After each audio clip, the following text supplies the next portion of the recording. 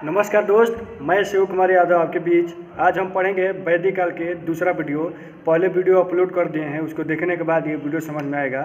तो जैसे वैदिक काल को दो भागों में बांटा गया है, एक पूर्व वैदिक काल, एक उत्तर वैदिक काल। तो पूर्व वैदिक काल जो ऋग वेद से संबंधित जानकारी मिलती है उसको पूर्व वैदिक काल कहते हैं। बाकी जो तीन वेद है, साम वेद, यजुर्वेद, अर्थवेद, जो इनसे जानकारी मिलती है उसको हम उत्तर वैदिक काल कहते हैं। तो ये पूर्व वैदिक काल, उत्तर वैदिक काल, अगले वीडियो में इसको हम समझा देंगे। अब आज वैदिक काल का जो कल चैप्टर छूट गया था, तो इसमें हम बता रहे हैं कि वैदिक काल को एक होता है साहित्यिक साक्ष्य और एक पुरातात्विक साक्ष्य। तो इसके बारे में समझ लेते हैं। साहित्यिक साक्ष्य और एक पुरातात्विक साक्ष्य।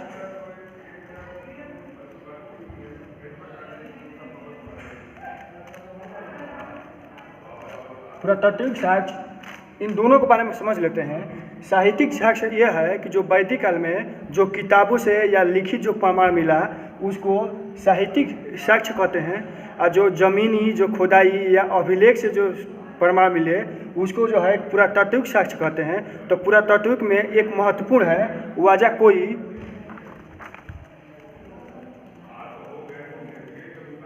वाजाकोई अभिलेख।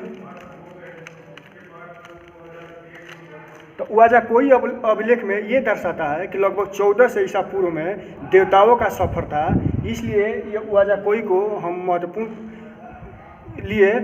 तो वाजाकोई में यह है कि लगभग 1400 ईसा पूर्व में देवताओं का दौर था।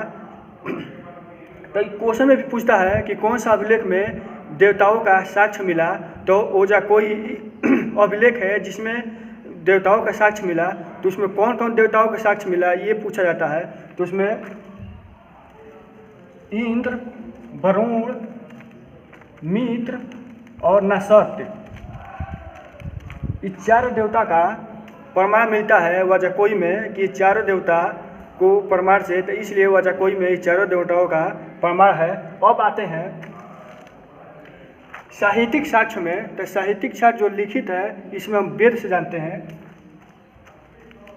वेद, तो वेद कितने होते हैं? वेद 4 होते हैं। ऋग वेद, साम वेद, यजुर्वेद और अर्थवेद। 4 वेद हो गए और 6 शास्त्र होता है। 6 शास्त्र होता है। अगर पूछा जाए तो शिक्षा, छंद, व्याकरण, ज्योतिष, निरुक्त और कल्प। 18 पुराण होते हैं। 18 पुराण होते हैं और 108 उपनिषद होता है। 108 उपनिषद होता है। तो अब हम समझ जाते हैं कि जो वेद है, तो वेद में सबसे प्राचीन ऋग वेद है। तो ऋग वेद में आपका 1028 श्लोक हैं।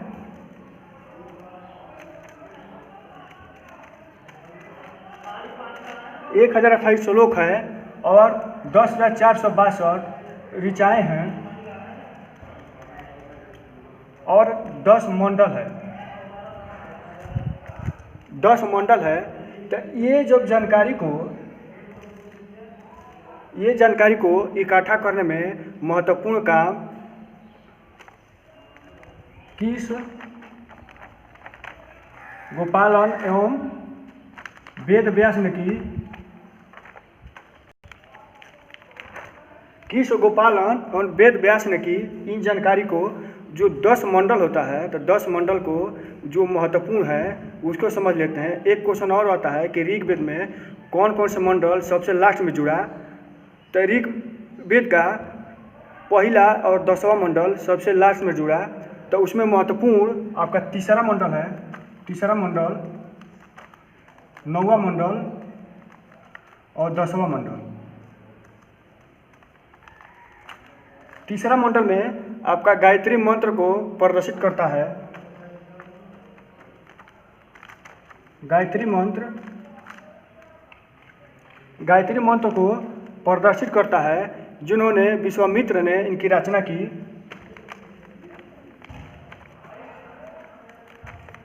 विश्वामित्र ने रचना की। अब आता है नौवां मंडल। तो नौवां मंडल सोम, जो बहुत सारा कंपटीशन में पूछा गया है कि ऋग्वेद का नौवां मंडल कौन सा है, तो सोम है। ये वनस्पति देवता को प्रदर्शित करता है।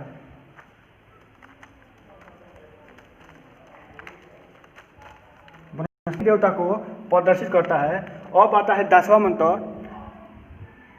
10वां मंडल वर्ण। तो वर्ण ये बहुत प्रसिद्ध मंडल है। तो उसी में आपका ब्राह्मण, क्षत्रिय, वैश्य, शूद्र का सबसे पहले वर्ण मंडल में ही देखने को मिलता है। अब जो है कि और जो इसके बाद जो वेद आते हैं उसके बारे में समझ लेते हैं। आप इसको लिख लो। अब आता है सामवेद। तो सामवेद जो है कि 7 सुरों का, जिसको संगीत का वेद कहते हैं, 7 सुर संगीत का वेद। अब आता है यजुर्वेद। यजुर्वेद ये जो है कि यज्ञ का वेद है। इसमें ही आपको बताया गया है कि धर्म, अर्थ और काम, मोक्ष के प्राप्ति के लिए जो साधु संत थे वो बड़े बड़े यज्ञ के अनुष्ठान करते थे। इसलिए ये वेद जो है गद और पद दोनों को प्रदर्शित करता है। यज्ञ के लिए और गद और पद दोनों इस वेद में देखने को मिलता है। अब आता है अर्थावेद। तो अर्थावेद एक सामाजिक वेद है। इन तीनों से हट के उसको जो है कि धार्मिक वेद से हटा करके एक सामाजिक वेद है। तो सामाजिक में ये आता है कि जादू टोना,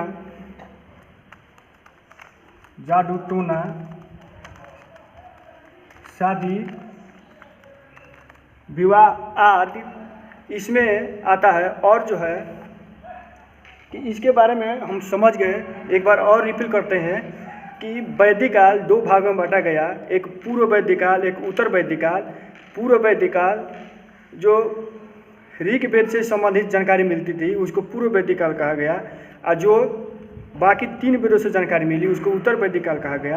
अब जो है कि दोनों को देखा गया कि वैदिक काल में जो एक पुरातात्विक साक्ष्य और एक साहित्यिक साक्ष्य, वो दोनों को जानकारी से वैदिक काल बना। तो आपका जो पुरातात्विक साक्ष्य है तो उसमें जो जमीनी या ज़मीन से कोई मिला या कोई अभिलेख हो उसे जो साक्ष्य मिलता है उसको पुरातात्विक साक्ष्य बोलते हैं। जैसे अगर कोई मिला तो अगर कोई में जो देवताओं का जो उसमें 1400 ईसा पूर्व में बताया गया कि जो देवताओं का सफ़र था उसमें इंद्र, वरुण, आपका मित्र, नासत्य, इन देवताओं का उसमें साक्ष्य मिला। उसके बाद आपका जो है साहित्यिक जो साक्ष्य है तो उसमें जो लिखित में आपका वेद हो गया। तो वेद 4 होते हैं, ऋग्वेद, सामवेद, यजुर्वेद, अर्थवेद। उसके बाद 6 शास्त्र होता है, शिक्षा, छंद, व्याकरण, ज्योतिष, निरुक्त, कल्प। उसके बाद 18 पुराण होते हैं, 108 उपनिषद होते हैं। इसको आप याद करिए कि 108 उपनिषद होते हैं। अब ऋग्वेद सबसे प्राचीन वेद है। ऋग्वेद सबसे प्राचीन वेद है जिसमें 10,462 सूक्तियाँ हैं, 1028 श्लोक हैं। उसका 10 मंडल है, जिसमें महत्वपूर्ण तीसरा, 9वां, 10वां मंडल है। तो तीसरा में आपका गायत्री मंत्र को प्रदर्शित करता है जो विश्वामित्र ने लिखी। उसके बाद 9वां मंडल जो सोम है जो बृहस्पति देवता को प्रदर्शित करता है। उसके बाद 10वां आपका वर्ण है जिसमें ब्राह्मण, क्षत्रिय, वैश्य, शूद्र का सबसे पहले उसमें जिक्र मिलता है। और जो 3 वेद है, सामवेद जो संगीत का वेद है, जो 7 सुरों से संगीत का वेद है। और जो यजुर्वेद हो गया जो योग का वेद है। तो योग में आता है कि आपका धर्म, अर्थ और काम, मोक्ष के प्राप्ति के लिए बड़े बड़े यज्ञ के अनुष्ठान होती थी, इसलिए जो वो गद और पद दोनों में है। उसके बाद आता है अर्थावेद। तो अर्थावेद वेदों से हट करके है, इसलिए उसको धार्मिक से हटा करके सामाजिक किया गया, जिसमें जादू टोना जो नॉर्मल बात होती है, शादी विवाह। तो ये हमारा आज का चैप्टर था। अब जो है कि अगला वीडियो में पढ़ेंगे कि उत्तर वैदिक काल और पूर्व वैदिक काल। तो इसके बारे में हम समझ जाएं तो आप इसको लिख लीजिए। नमस्कार। आप अगर वीडियो अच्छा लगा हो तो चैनल को सब्सक्राइब करें, लाइक करें, शेयर करें और जो धन्यवाद। जय हिंद।